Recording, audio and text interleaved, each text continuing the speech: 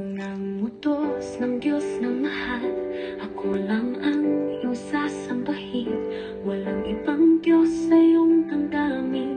Ako'y tapat, ako'y banal, ako ang Diyos sa buhay mong mahal. Ikalawa,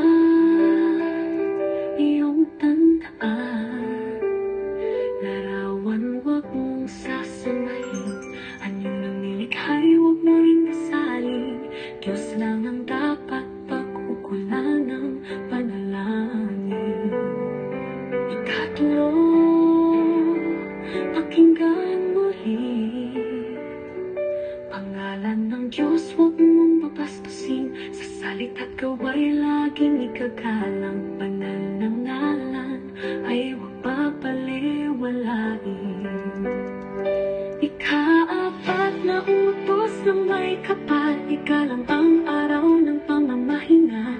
Sabado ang araw ng Diyos na banal, magpahinga, sumamba at magpuri sa Kanya. Ikalima, mahalagang utos ito, igalan ang ama't ina mo upang humaba ang iyong buhay. Sa lupa'y maging payapa ang pamumuhay. Ika-anim, huwag mong gawin ang pagpatay ay kasalanan din. Buhay ay sagrado, huwag mo ring dagat. Pag-ibig sa kapwa'y ating ipalit. Tapat na puso, yan ang kailangan. Ikawalo, ito'y malinaw, huwag kang magnanalo. Anumang bagay ay dapat paghirapan. Hindi sapat ang tinang hindi sa'yo naman. Ikasiyam, utos ng tapat, huwag kang magsisinungaling. Lalo na laban sa kapwa mo, katotohanan ang dalhin mo. Ikasampu, huli sa listahan, huwag mong iimbutin ari ng ibang tahanan. Kung ano ang iyo'y ipagpasalamat, kasiyahan sa puso ang tunay na ingatan. Sampung utos ng Diyos sa puso'y itanim,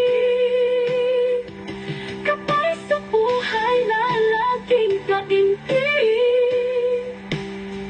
Sundin ng tapat sa araw-araw, pagpapala'y iyong matatanggap.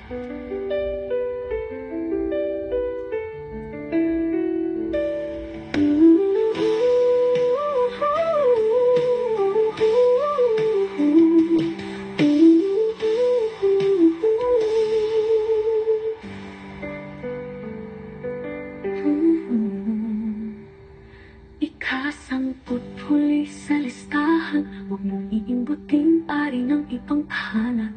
Kung ano ang iyo'y ipagpasalamat, kasiyahan sa puso ang tunay na ingat.